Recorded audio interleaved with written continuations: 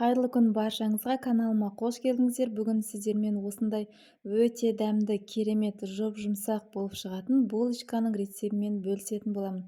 Қараңыздар, көрінісінің өзі қандай әп-әдемі болып тұр. Видеоны соңына дейін қарап, менімен бірге болыңыздар. Ендеше бастаймыз. Ең алдымен ыдысымызға жылы сүтімізді құйып аламыз.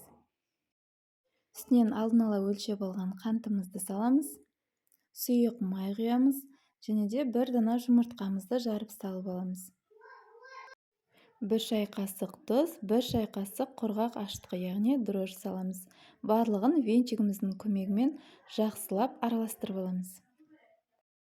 Міне араластырып болдық. Енді үстінен алдын ала өлшеп алған ұнымызды електің көмегімен өткізіп салатын боламыз. Ұнды міндетті түрде елекпен өткізіп салған дұрыс.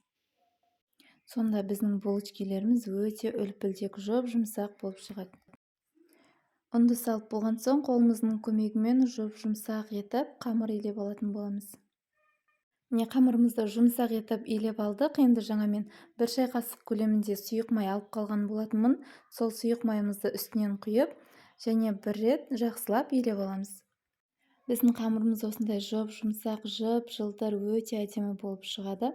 Қамырымызды ыдысымызға салып, бетін пакетпен жауып, жылы етіп орап, 1 сағатқа алып қоямыз. Міне бізде арада 1 сағат уақыт өтті. Қараңыздар, қамырымыз өте әдемі болып көтеріліп шықты. Ыдысымыздан қамырымызды түсіріп алатын боламыз. Ең алдымен ұн сеуіп, қамырымызды бір рет домалатып алып, ортасынан теңдей 2 бөлікке бөліп аламыз. Бөліп болған соң, осылай қолымыздың көмегімен дөңгелетіп суала жасап шығамыз.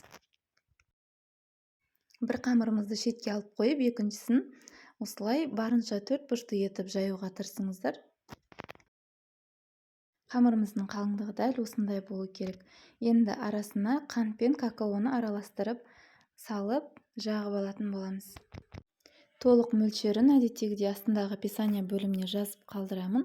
Сол жерден барлығын көріп, дәл осы менің рецептіммен жасап көрсеңіздер болады. Барлық жеріне жағып болған соң, осылай ақырындап орап алатын боламыз.